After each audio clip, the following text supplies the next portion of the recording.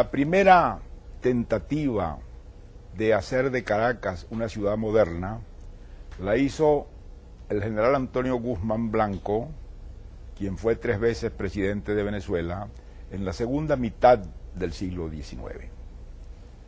Caracas había sido una pequeña ciudad colonial, porque Venezuela había sido una provincia pobre del Imperio Español, en la cual no hubo grandes edificios.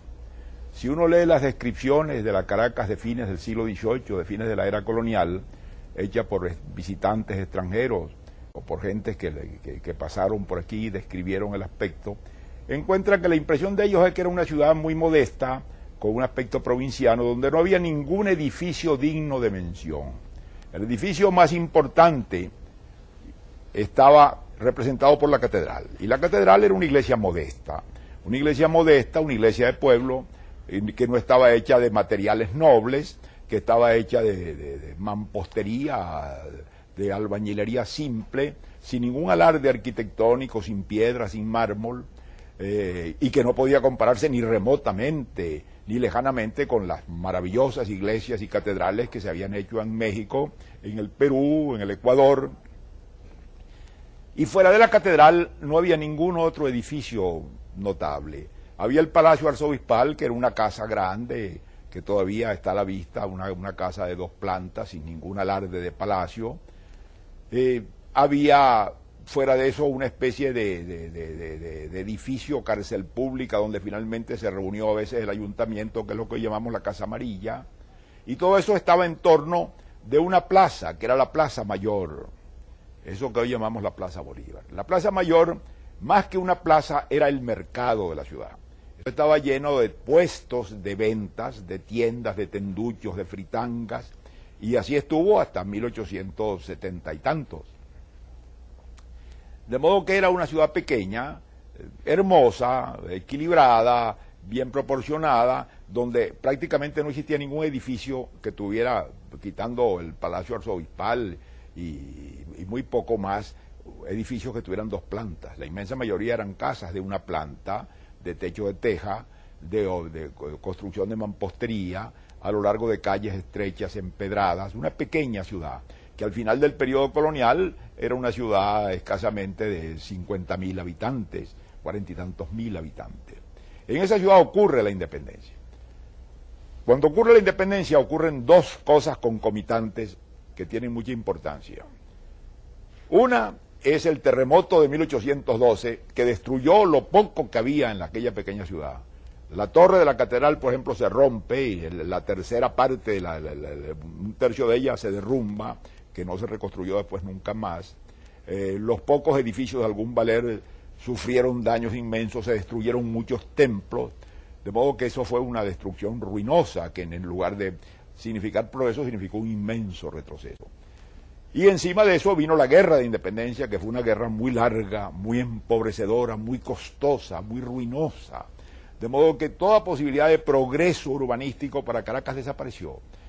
Hay un dato que es muy curioso. Las ruinas se conservaron en Caracas prácticamente iguales después de 1812, hasta 50 años más tarde. Hay dibujos, por ejemplo, de la iglesia de las Mercedes, hechos ya en la segunda mitad del siglo XIX, en la que están en pie las ruinas del convento de las Mercedes. En 40 y tantos años no habían podido refaccionar aquello, no habían podido reconstruir aquello. De modo pues que revela la inmensa pobreza y cómo la pequeña ciudad, que había adquirido cierta fisonomía a fines de la época colonial, en lugar de progresar en el siglo XIX, retrocede.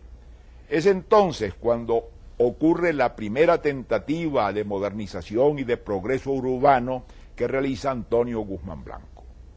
Antonio Guzmán Blanco era un caraqueño, hijo de un hombre, de uno de los políticos más astutos, más inquietos, más ambiciosos, más inteligentes que el país ha producido, que se llamaba Antonio Leocadio Guzmán, que fue el fundador del periódico El Venezolano y del Partido Liberal en Venezuela, de donde salió toda la Revolución Federal y todas las transformaciones políticas del siglo XIX. Y él es su hijo, solo que él va a coger un camino distinto de su padre. Él no va a ser simplemente un periodista, Él no va a ser simplemente un intelectual, él no va a ser simplemente un hombre de pensamiento, sino que va a transformar en un hombre de acción.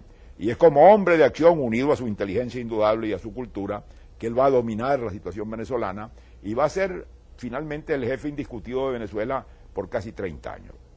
Él surge a la sombra de la Guerra Federal, que fue una guerra muy destructiva, que acabó de arruinar más a Caracas y el interior de Venezuela. Es la segunda figura después de Falcón en la Guerra Federal. Se encarga varias veces de la presidencia de la República, hace misiones importantes, y cuando termina y cae el régimen federal, él queda como una figura expectante dentro de la política venezolana, como una de las figuras principales. Es entonces cuando viene la restauración de los monagas y lo que se llamó el gobierno de los azules, y la gente descontenta con esa situación, que era una situación por lo demás muy sin carácter y muy sin fisonomía y muy sin orientación, ven en Guzmán una alternativa. Y como Guzmán tenía dinero, tenía prestigio, tenía ambición, tenía inteligencia, él encabeza lo que se llamaba entonces una revolución, lo que se llamó la Revolución de Abril. El año de 1870, después de pelear muy duramente, él logra tomar a Caracas y convertirse en el jefe político y militar del país.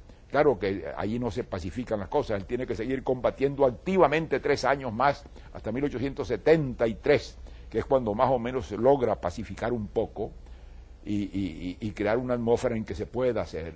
Y allí comienza su gran obra administrativa y urbanística. En medio de aquella pobreza, porque hay que pensar, desde luego, no hay que pensar que un Bolívar de entonces es igual a un Bolívar de hoy, pero hay que pensar que los presupuestos de Guzmán Blanco nunca llegaron a 30 millones de bolívares, presupuesto nacional del país. De modo que aumentando 10 veces, 30 veces, 40 veces el poder adquisitivo, que no es cierto, todavía son presupuestos irrisorios. Y con eso este hombre logró hacer todo esto, porque era un gran administrador, porque puso un gran orden en la hacienda pública, porque estableció un sistema muy rígido de autoridad personal que hacía que las cosas se hicieran y se hicieran como él quería. Entonces él comenzó un plan ambicioso de renovar, de darle una fisonomía moderna a aquella pobre ciudad colonial, muy deshecha por el terremoto, donde todavía las ruinas estaban en pie y donde no había habido ningún progreso. Eran las mismas viejas calles estrechas coloniales, las mismas casonas de una sola planta, ruinosas. Él comienza ese plan de un modo muy audaz. Tiene en la mente un modelo. ¿Cuál es el modelo que tiene Guzmán? Un modelo desmesurado, desde luego. Es París. Guzmán fue muy afrancesado. Fue muchas veces a París, vivió muchas veces en París. Le parecía la ciudad más bella del mundo. Y él soñaba en hacer de Caracas un pequeño París tropical. Claro, la desproporción era gigantesca y casi risible, pero él la toma con seriedad e intenta hacerlo. Lo primero que hace es transformar aquella viejo mercado que era la Plaza Mayor y la va a transformar en Plaza Bolívar. Es él quien la va a llamar Plaza Bolívar. Va a quitar los tarantines, las ventas, va a poner la estatua que está todavía hoy allí y va a darle el aspecto de una plaza, de una ciudad moderna. Desde luego que era un gran acto de modernidad.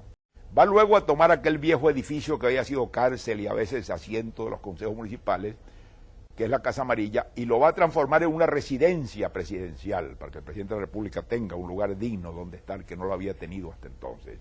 Los presidentes habían vivido en casas particulares.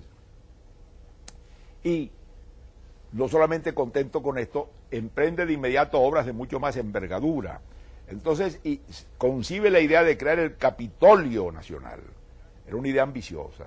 Demuele un gran convento que estaba allí, el de las monjas Concepciones, y levanta la planta de lo que es hoy el Capitolio Nacional, porque eso que es hoy el Capitolio Nacional lo hizo Guzmán Blanco. Y lo hizo en esa época tan remota y con tan pocos recursos. Ese Capitolio él lo rodea de 4 bulevares por los 4 lados, que eran las únicas calles anchas que tenía Caracas, pero además eran muy cortas. Pero eran como la semilla de lo que él soñaba como unos bulevares a la francesa para aquella ciudad futura que él soñaba que se iba a formar. Entonces allí crea esa edificación muy moderna y muy audaz, con el gran salón elíptico, crea al sur, en el viejo convento de San Francisco, pone la universidad y hace aquella fachada que todavía está allí de pseudo estilo gótico, pero no se detiene en esto, va a hacer otras cosas que son igualmente gigantescas, va a construir el teatro municipal. Caracas no tenía un teatro, tenía un pequeño teatro ridículo que era casi un corral transformado. Y él va a crear un teatro a la moderna, un teatro de ópera en forma de casquillo, inspirado en los modelos de las óperas europeas,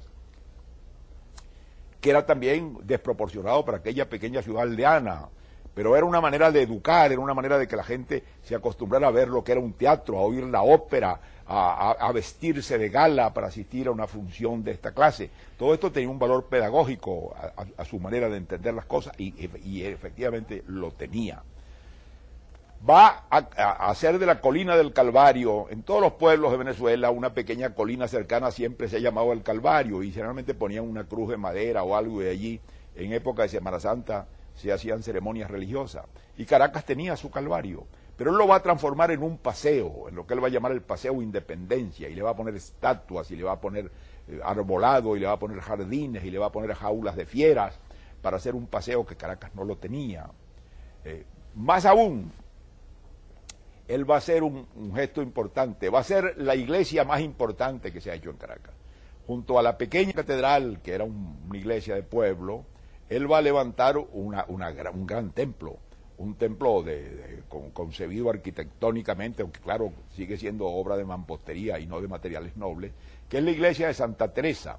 En realidad esa iglesia no se llama de Santa Teresa, se llama de Santana y de Santa Teresa, porque la esposa de Guzmán Blanco se llamaba Ana Teresa Ibarra, y él entonces, como un regalo a su mujer, hace levantar ese gran templo que tiene dos fachadas. En realidad es el único templo que tiene dos fachadas, una fachada dedicada a Santana y una fachada dedicada a Santa Teresa, que coinciden las dos en el centro de la iglesia, y que es pues un regalo que le hace Guzmán a su esposa Ana Teresa Ibarra, y que le da a Caracas el templo más importante que Caracas conoció nunca, en medio de aquellas miserables iglesias coloniales que era lo que había. Realiza paseos, organiza Antímano como una especie de pequeño Versalles, organiza Macuto como un puesto, un lugar de veraneo y de baños. Es decir, tiene una idea de modernidad que uno la contempla hoy en día y piensa que era descomunal para los medios de que él disponía. Y eso lo va a realizar este hombre con una tenacidad muy grande y con unos recursos muy pequeños, pero con una gran autoridad. Guzmán, que era un hijo y un producto de la Revolución Federal, va a ser un poco el heredero del caos, que va a querer organizar el caos, y es lo que va a hacer en sus periodos presidenciales. Esa primera vez en que él toma el poder por su cuenta, que es en 1870, 3 años se le van en guerra y en organización hasta que pacifica el país.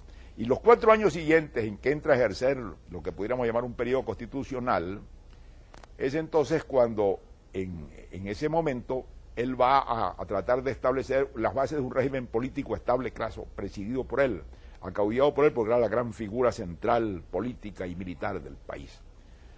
Y eso lo va a lograr en gran parte, y entonces cuando realiza esta gran obra, una gran obra acompañada de una organización de la hacienda pública, que fue una de las pocas veces que la hacienda pública venezolana estuvo organizada seriamente y funcionó seriamente, y en que el crédito público se restableció, en que las deudas se organizaron, en fin, una obra administrativa de primer orden, junto a una obra política y una obra militar. Pero él tenía la obsesión de Francia, y entonces en 1877, cuando terminan los 7 años de la toma de su poder, y que ha realizado estas grandes obras apresuradamente, porque las realizamos apresuradamente, él resuelve entregar el poder a un sucesor e irse a Francia. Y es entonces cuando él le entrega el poder al general Linares Alcántara, que era uno de sus tenientes. Este ensayo con Alcántara va a resultarle muy mal, porque Alcántara va a tratar de reaccionar contra él inmediatamente para quedarse con la autoridad, pero ocurre algo imprevisto, es que Alcántara muere, y al morir Alcántara queda acéfala aquella pretendida sustitución, y Guzmán es llamado nuevamente al país y vuelve a ejercer la presidencia de la República nuevamente por 5 años, que es lo que se llamó el quinquenio, de modo que tenía el septenio y luego el quinquenio. En todo ese tiempo, tanto el septenio como el quinquenio, Guzmán estimuló las artes y contó con la ayuda de un artista de primer orden a quien él favoreció mucho y distinguió mucho, que era Tovar y Tovar. Tovar y Tovar, por orden de Guzmán, pintó las escenas de las grandes batallas de la independencia, porque esta idea también era guzmancista, la idea de que el pueblo venezolano conociera su pasado glorioso y tuviera orgullo de él. Y para que lo pudiera conocer, Guzmán pensaba que la manera más obvia era que un gran artista en grandes cuadros representara estos hechos gloriosos: la batalla de Carabobo, la batalla de Ayacucho, la batalla de Boyacá.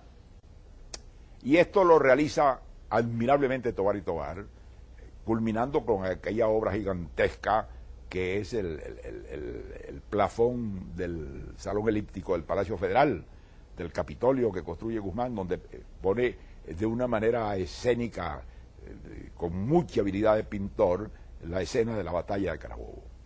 De modo que él cuenta con el apoyo de arquitectos y de arquitectos como Hurtado, que fue el que realizó Santana y Santa Teresa, y su idea era pues hacer de Caracas una de las más bellas ciudades de la América del Sur, una idea ambiciosa y desmesurada por los recursos que contaba el país. Cuando él termina ese nuevo periodo del quinquenio, él establece un régimen que él cree que le va a permitir darle paz a Venezuela.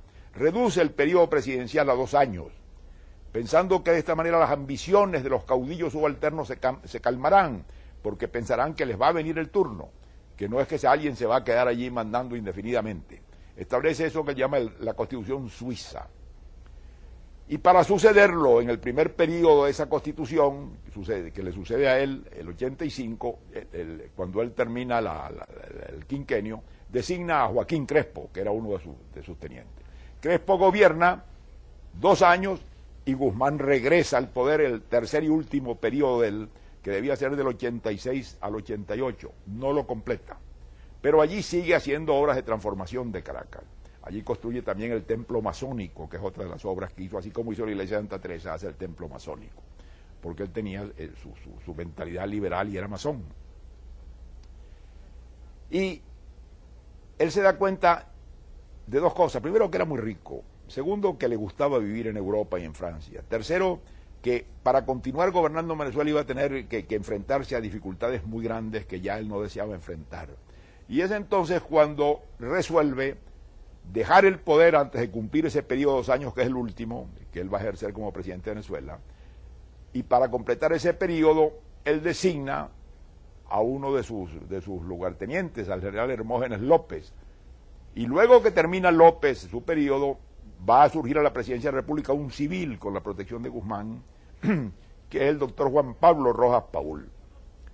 Es allí donde va a ocurrir la reacción contra Guzmán. Y esa reacción se va a traducir en un hecho lamentable. Y es que Guzmán, que era megalómano, tenía la debilidad de glorificarse a sí mismo y se hizo dar el título de ilustre americano, se levantó 2 estatuas de sí mismo, que fue una gran debilidad de él. Y claro, en esa reacción antiguzmancista que se ocurre el 88, lo primero que hacen es derrocar, derribar y arrastrar por las calles las 2 grandes estatuas de bronce, la que estaba en el Calvario y la que estaba frente a la actual universidad. Allí se puede decir que termina el guzmancismo con estos post-guzmancistas que reaccionan y que va a durar exactamente hasta el gobierno de Andrade y hasta la invasión de Castro, que es allí realmente el término del guzmancismo. De modo que este hombre domina, por así decirlo, toda la segunda mitad del siglo XIX en Venezuela, y la domina con un gobierno civilizador, autocrático pero civilizador, con una idea de progreso material, de progreso administrativo, de orden, dicta los códigos, organiza la hacienda pública, realiza grandes obras de bienestar colectivo y deja un ejemplo que desgraciadamente no fue muy seguido por los que le sucedieron. De modo que cuando uno habla de Caracas, de esa pequeña ciudad tan insignificante desde el punto de vista arquitectónico y urbanístico, que era la Caracas en el momento de la independencia, de esa ciudad que se arruina literalmente con el terremoto del año de 1812 y con la guerra de independencia y con las guerras sucesivas, es Guzmán el primero que hace una gran tentativa de modernización, de adelanto y de progreso, y de darle un parámetro de grandeza a aquellos hombres que vivían en un pueblón, en una aldea pobre con pretensiones de ciudad. Y eso no hay que olvidarlo cuando se hace el balance de un hombre como este y de una época tan compleja y difícil como aquella. Muchas gracias y hasta la próxima.